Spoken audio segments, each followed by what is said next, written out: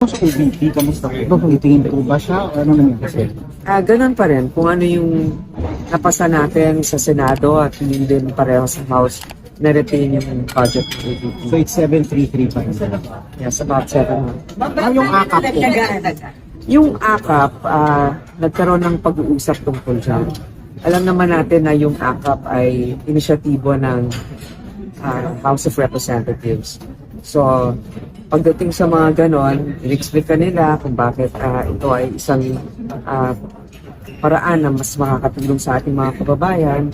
Ito naman ay ating pinakinggan at pinagbigyan rin. Kaya lamang, hindi namin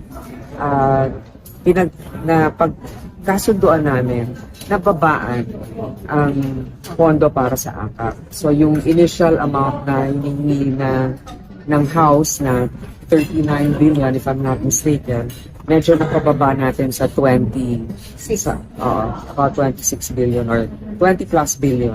So hindi siya katulad nung hinihingi nila, pero napagbigyan natin dahil nga itong AKAP ay mas lalo nating pinaklaro kung para saan ba ito.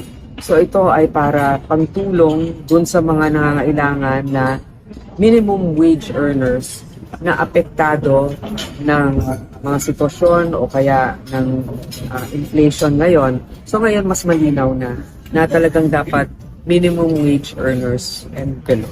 Ano Senate participation po ba? Meron participation ngayon sa AKAP.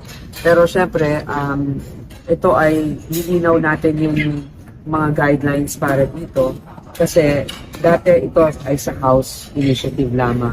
Pero bilang co-equal body at para naman may transparency, ang Senate ay meron ding pagkakataon na makatulong sa pamamagitan ng AKAP. Ma'am, tama po ba? 21 billion para sa House and then 5 billion for the Senate. More or less, gano'n. Ma'am, saan po kinuha yung 26? Ano kahit po yung nawalan? Anong ahensya yung nawalan? Saan kinuha yung 26? Alam mo, isang kabuuan naman yan eh. Merong mga iba na nataasan yung budget, may mga iba na nabawasan. Pero ang importante dito, ang mga nataasan na budget, unang-una yung mga economic sector, di ba? Yung economic sector, ito yung wealth generating. Ang ibig sabihin nito, improvement sa ating mga ports, rail, transportation sector.